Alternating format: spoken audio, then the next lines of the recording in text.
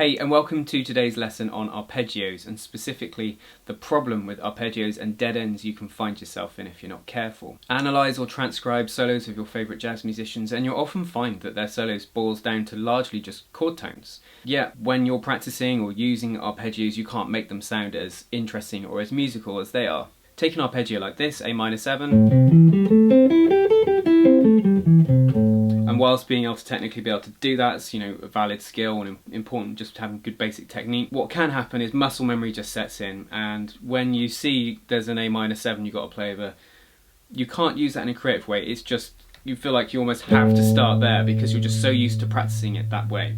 And this comes down to how you need to learn to refine your practice, and almost once you can do something, to kind of rip it up and start again in a different way. And if you always practice your arpeggios like this, up and down, then in the moment, when you haven't got much time to think, or you're not able to hear an idea, that's how it's going to come out. It's just going to come out either up or down, probably starting from an A. So in this video I want to cover how well do you really know your arpeggios and how well are you applying them. So when I learned arpeggios, I systematically made sure I had the whole neck covered. So like something like this, starting on the root, starting on the third, starting on the fifth. I could do that one down here as well. And whilst that was good, and it did help me learn the neck and where things are, where the minor arpeggios are, it's not very musical to use, in my opinion. And what I've come to realise is kind of smaller places of that is more useful to you when you're soloing. Because you often don't get tons and tons of bars on one chord in a jazz context. Sometimes we do, but rarely. So for me it's more important to be able to go, right, here's an A, where can I get the rest of the chord?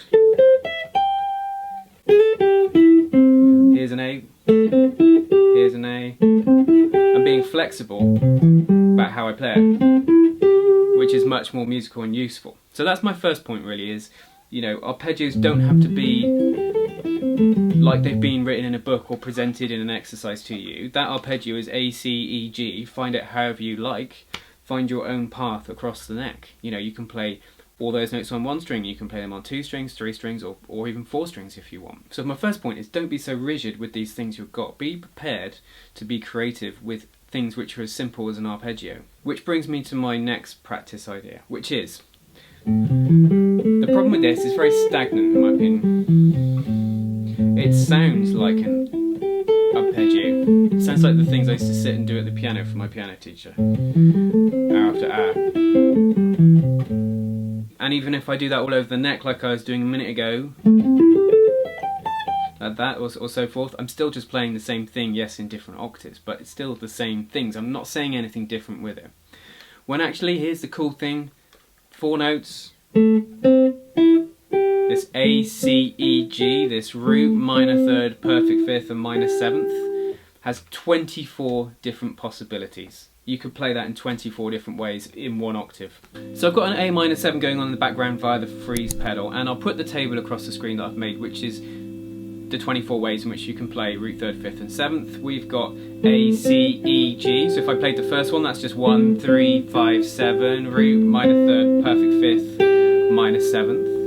Let's just pick, I don't know, 3 or 4 of them. Let's go for 3, 7, 1, 5. There's a lot more movement in that. And you get different intervals from just playing it in order. I like that. Let's go 5, 1, 3, 7. 7, 3, 1, 5. And what about 1, 7, 5, 3? You get the idea.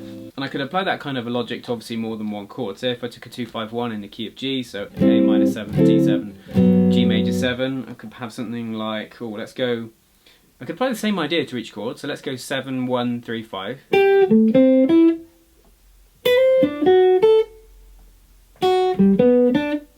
Again, it's going to sound a bit predictable, but it sounds a little bit predictable when you do it on all 3 chords, but it's more interesting than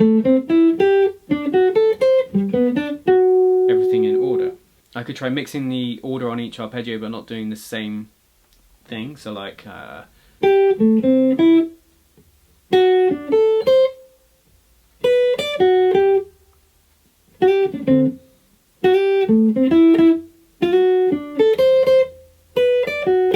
It sounds a little bit more jazzier, doesn't it, then? Add chromatic notes, passing notes, a bit more maybe techniques, or a bit funkier rhythms, jazzier rhythms, then you're well on your way to more interesting than phrases than simply playing your arpeggios in order. So what are the takeaways from this lesson? Well, it's obviously a very basic idea. It's don't just practice your arpeggios in order, because otherwise that's all you're going to get when you solo. And to add more interest, vary the order. You don't have to go and explore all 24 ways. It's not about that. It's about, what if I don't go to the third after the root? What if I go root to seventh? Can you hear these things? I mean, one thing would be to train your ear to, sing these ideas. What does it sound like to go from root to seventh? Because it's different to root to third. Obviously, it's a bigger distance. And the same with the fifth, and then the different intervals you get by changing the order around. So you could take a 1-chord backing track, like just a static A minor 7, or whatever chord. It doesn't really matter. You could apply this to a major 7 chord, a dominant 7th chord. It's just that doesn't really matter what chord type, and just explore what it sounds like to start on the different intervals and the different orders. Like, what does it sound like to start on a third rather than a root? Can you hear that? If I put this down, can you hear starting on a C? Can you hear what it sounds like to start on a G, the 5th? Hopefully you can hear what it sounds like to start on the root. And you want to be able to hear those different things in your head to be able to bring them out when you're soloing. And all this is working towards you becoming more musical and being less predictable about how you use things. And if you're very much entrenched in the world of tab, so like this is 5, 8, 7, 5, 7, 5, 5, 8, 5, then this probably isn't the right stage for you just yet.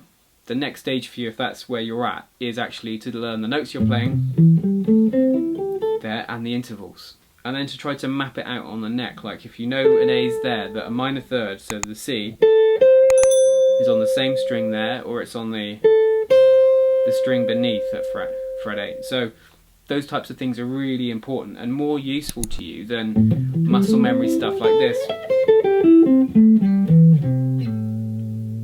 Once you can do this over 1 chord, then try it over something like a 2-5-1, where you've got 3 chords, and try and vary the order in which you're applying your arpeggios. You start to add chromaticism, the odd passing note, and it can start to sound really much more like jazz when you're using arpeggios, and much more like the stuff you hear when people are soloing. If you're new here, please consider subscribing. My name's Andy, jazz guitar lessons every Wednesday and Saturday. Until next time, see you soon.